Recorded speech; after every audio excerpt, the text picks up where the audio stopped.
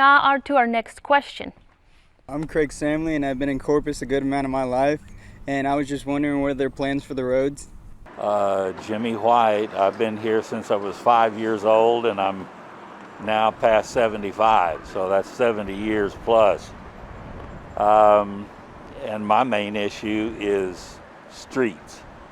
Have some of those people drive down Ray Drive and see what a mess that is. But we're not the only one. But streets is the main issue for me. Let's get it done. Streets was one of the hot topics we came across while talking to residents. They all asked the same question: when will the streets get done? Mayor McComb, what is your response? Well, streets are one of our top priorities in the council this term and last term, and we've taken significant strides in addressing it. For a number of years, the city had suspended its repair and maintenance operations on the streets for whatever reason, budgetary or otherwise. But we have implemented new street programs, and just at the last council meeting this week, we authorized a $5.5 million rebuilding contract for our residential streets with Ortiz Construction Company, just one of many contractors that are working on our streets. We're implementing the 2020 bond program that we just passed in November the 3rd, that 70% of that bond program was dedicated to streets, and then the other was dedicated to parks and recreation, and the other was dedicated to public service, and so our first responders and the police and the fire. So we're beginning to put the bid packages together now for the streets that were approved in 2020 bond program, so that when it's time to sell the bonds in the summertime, the plans and specifications will be there. We can go out for bid and get them going, so that we're not passing contracts today for bonds that were spent or authorized in 2012, 2016. We want to move it forward, and Peter Zanoni has got a great plan working on that. And you'll see a lot of construction around town now. Streets are important to us, and we're committing to get them fixed. Thank you, Mayor. Councilwoman Paulette Guajardo, what is your response? People are tired, and they're tired of waiting. There is no urgency of now, and we have to have that. And I'm going to take that back to remind the voters that we do not have full-time leadership.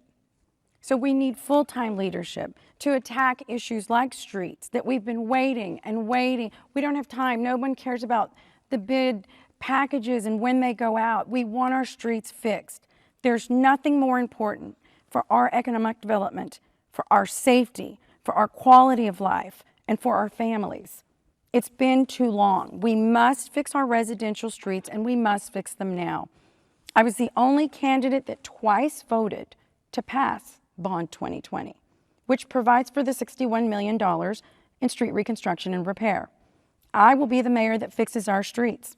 Our city needs a streets repair dashboard that will provide transparency for people to know when their street will be repaired.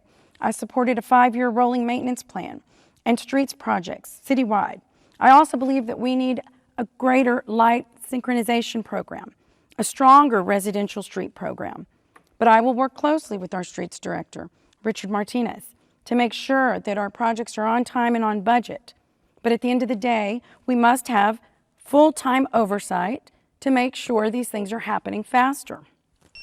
One of the unintended consequences of building streets is that road construction can sometimes block access to businesses' parking lots. Can we fix streets without running some folks out of business? Mr. Mayor, what's your solution to that?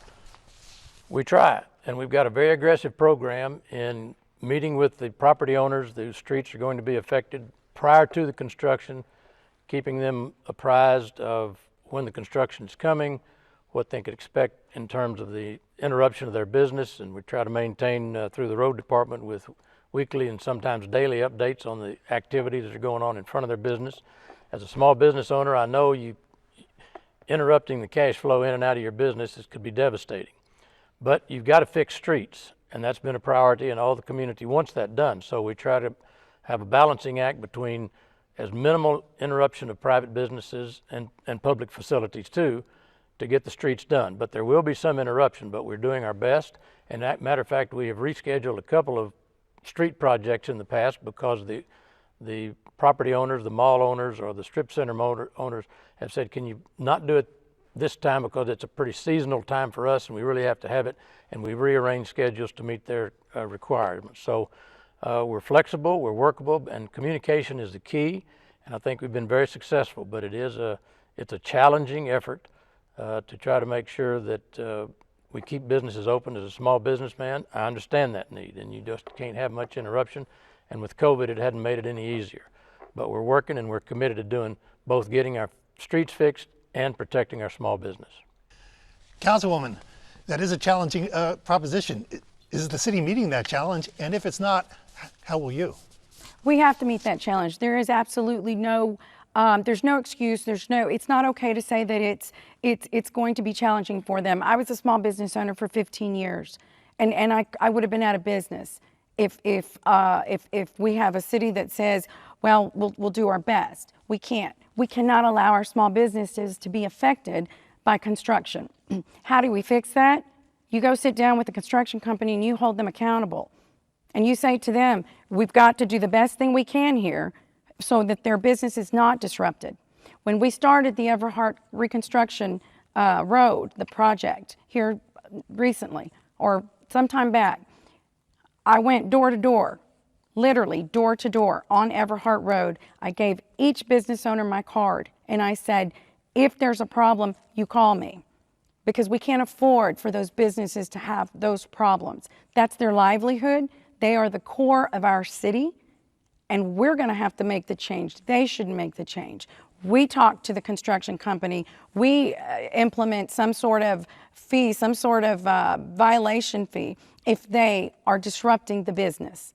The business is priority, and as a city and as your mayor, my full-time oversight will definitely guarantee that.